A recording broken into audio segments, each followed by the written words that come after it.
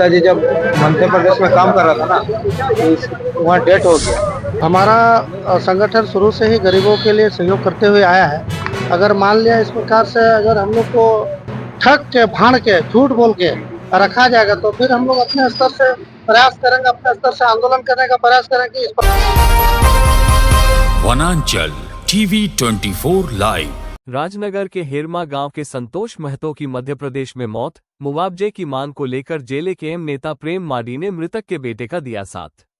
राजनगर थाना में गुरुवार की दोपहर हेरमा गांव का युवक दिलीप महतो अपने पिता के शव को लेकर राजनगर थाना के समीप पहुंचे। साथ में सरायकेला विधानसभा के पूर्व जेएलकेएम प्रत्याशी प्रेम माडी अपने दर्जनों कार्यकर्ताओं संग राजनगर थाना पहुंचे।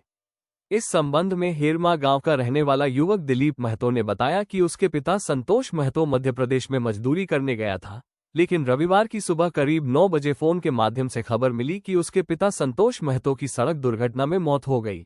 वहीं अपने पिता के शव को मध्य प्रदेश से अपने पैतृक आवास राजनगर तक लाने में असमर्थ था। उन्होंने राजनगर थाने में भी इसकी जानकारी दी। पिता की मृत्यु कैसे हुई, पूरे मामले को जानने का प्रयास भी किया, मुआवजे की मांग की, परंतु असफलता मिलते देख जेएलकेएम नेता प्रेम माडी से संपर्क स्थापित कर गुरुवार को अपने पिता के शव को राजनगर थाना लाया गया।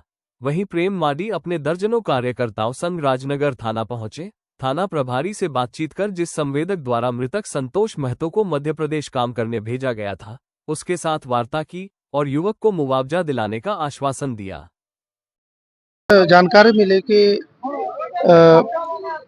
इसका नाम है संतोष महतो, जो हमारे हेरमा गांव के रहने वाले थे। ये मध्य प्रदेश में काम करने गए हुए थे, तो इनका जो है वहाँ पर कुछ कारणवश, जैसे इनका कहना है कि एक्सीडेंट हुआ है, एक्सीडेंट में इनकी मृत्यु हो गई है 10 तारीख को।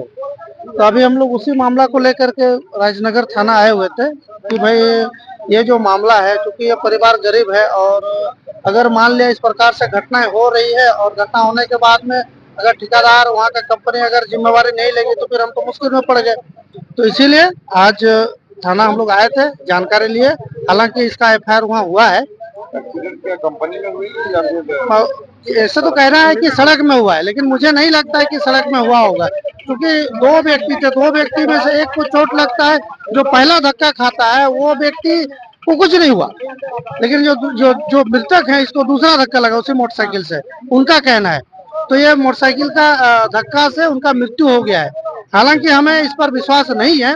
अभी तत्काल के लिए हम लोग आए थाना प्रभारी को सूचित करने के लिए, सर ऐसा मामला है, इस पर जांच पड़ताल किया जाएगा। आने वाले समय में जांच पड़ताल कीजिए और जो भी है, जो मृतक है उनके साथ हमारी सहानुभूति है, जितना ज्यादा हो सके प्रयास करेंगे इनको कम से कम उस कंपनी की ओर से, उनके जो ठेकेदार की ओर से जितना हो सके हम लोग इनको मुआवजा दिलाने का प्रयास कर रहे हैं।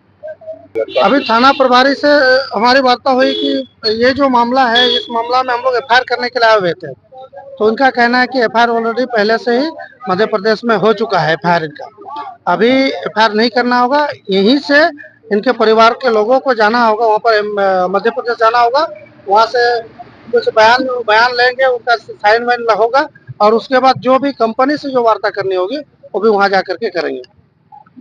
नहीं पाता है तो क्या जेबीके से पार्टी क्या कुछ करेगी? देखिए, हमारा संगठन शुरू से ही गरीबों के लिए सहयोग करते हुए आया है।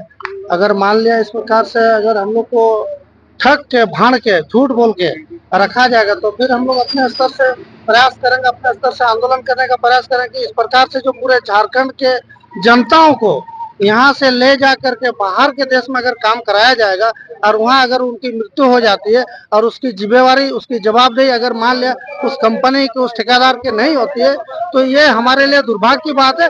ऐसे ठेकेदार, ऐसे कंपनियों के विरोध में हम लोग चरणबद्ध तरीके से आंदोलन करेंगे। मेरा पिताजी जब मध्य प्रदेश में काम कर रहा था ना, तो वहाँ डेथ हो गया। हम लोग इसीलिए आए थे कि ठेकेदार शुरू से भी कुछ नहीं मिल रहा है, अभी इधर से फोन आ रहा है कि हम 20,000 दे रहा है, फिर बाद में देंगे। हम लोग क्रियाक्रम को कम से कम खर्चा भी दीजिए, बाद में देखा जाएगा। तो फिर बाद में बोला ठीक है कल देंगे, तो फिर दे नहीं रहा, तो फिर हम जब भी किसी को हम पकड़े तो फिर इन लोगों को दिलाया। तो आप पिताजी का डेथ कब हुआ था? एक्सीडेंट जो दुर्घटना कब हुई? हो गया रविवार को रात को ही हुआ था। हमको सुबह फोन आया रात का 7 बजे हुआ था, हमको दूसरा दिन सुबह 10 बजे फोन आया कि ऐसा ऐसा आपका पिताजी पूरा सीरियस है। हम बोला अभी तो तुरंत का फिर थोड़ा देर हम इधर उधर सबको पता करते करते थोड़ा देर के बाद फिर बोला कि आपको पिताजी पूरा 99% बचने का चांस कम है। तो हम अभी तो अस्पताल में था पिताजी आपके? हाँ, हम तो जान गया उतना ही में कि डेथ हो गया।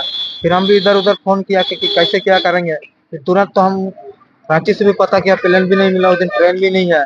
ट्रेन था तो पहले था, हम लोग को लेट हो गया, तो हम लोग जाएंगे तो किस में जाएंगे। फिर हम बोला यहीं से बर्ताव करेंगे, जो भी होगा पिताजी का बॉडी आए उसके बाद हम लोग जो होगा फिर बात करेंगे। तो अभी पिताजी का बॉडी कहाँ पर है? यहीं पर है गाड़ी में। आप चले आए हैं अभी? हाँ, अभी क्या कह रहे हैं? अभी अभी क्या चीज का मांग है आपको? मांग वही है कि जो हम लोग को क्षति हुआ है कम से कम क्षति हम लोग का मिले। जैसे अभी तो और पिताजी चल गया, दोबारा तो नहीं आएगा। हाँ, जो कंपनी से भी डिमांड है या कोई एक्सीडेंट हुआ तो दोनों से हमको मेरा मुआवजा चाहिए। क्या नाम है आपका? दिलीप माथुर, गाँव हेरमा।